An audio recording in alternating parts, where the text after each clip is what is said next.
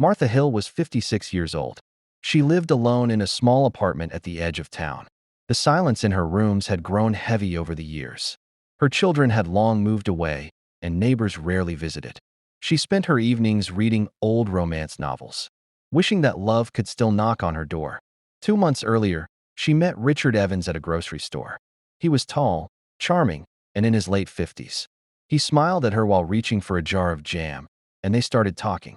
His words were soft, and his presence warmed her heart. He told her he was separated from his wife, living apart and lonely. Martha believed him.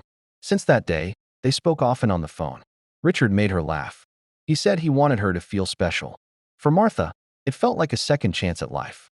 She began dressing brighter, brushing her hair more often, and wearing perfume she had not touched in years. One Saturday evening, Richard invited her to his house. He said his wife had moved out, and he wanted Martha to see where he lived. The idea thrilled her. She chose a floral dress, sprayed her perfume twice, and carried a small gift basket with wine and cheese. Her heart raced as she rode the bus to his neighborhood.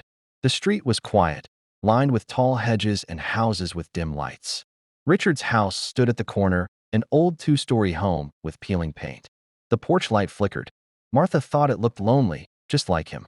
She walked up the steps, clutching her basket, and rang the bell. The door opened slowly. Richard stood there, smiling, but his eyes seemed darker than she remembered. Still, he welcomed her in, guiding her toward the living room.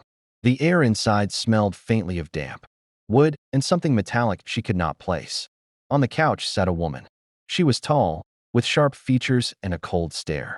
Richard quickly said, "This is Claire, my ex-wife. She came by to pick some things." Martha froze for a moment, surprised. Claire did not move, did not greet her. She only looked at Martha as though measuring her from head to toe. Richard placed a hand on Martha's shoulder, squeezing it gently, as if telling her it was fine. Trying to ease the tension, Martha set the basket on the table. "I brought a little something for us," she said with a nervous smile. But Claire's lips curled into something between a sneer and a laugh. The room grew colder. Martha sensed something was wrong, but she could not yet see how deep the danger was.